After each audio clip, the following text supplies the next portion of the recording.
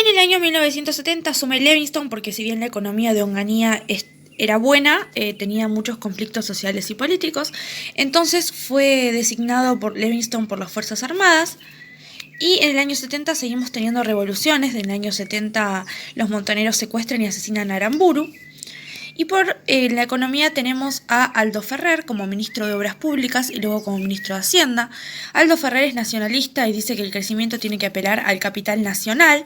Seguimos con sustitución de importaciones y desarrollo de la industria pesada. Argentinización de la economía, dice Aldo Ferrer. Sus medidas son la reactivación de salarios para estimular el consumo, el compre nacional, que obligaba al Estado a consumir insumos de empresas argentinas, la elevación de aranceles de importación y la diferenciación entre capital nacional y capital extranjero. Hacía veas de carne, al igual que Ilía. Y en cuanto al crecimiento del Producto Bruto Interno, crece del 69 al 71. Se producen medidas de desarrollo de las telecomunicaciones, comienza la represa de Yacyretá, el puente de Zárate-Brazo Largo, y en cuanto a la política, se inician conversaciones con dirigentes políticos, pero aún así manteniendo la prohibición de los partidos.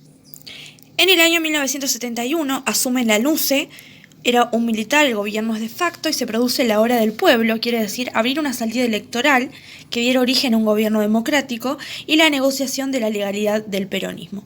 En cuanto a la economía, tenemos la rebaja del gasto público, la devaluación de la moneda, el crecimiento de la inflación, el crecimiento de la exportación de granos, la crisis ya empezaba, la crisis ganadera, y en el año 68 se empieza a exportar carne sin huesos por el tema del brote aftóxico.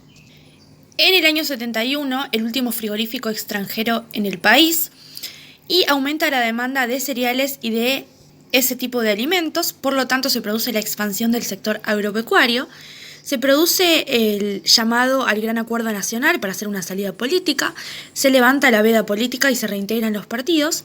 En el año 72 retorna Perón al país, pero hay una reforma en la Constitución Nacional con una nueva legislación que dice que tenés que residir 6 meses en el país para poder ser presidente, y en el año 76 se produce el llamado, 73, se produce el llamado a elecciones.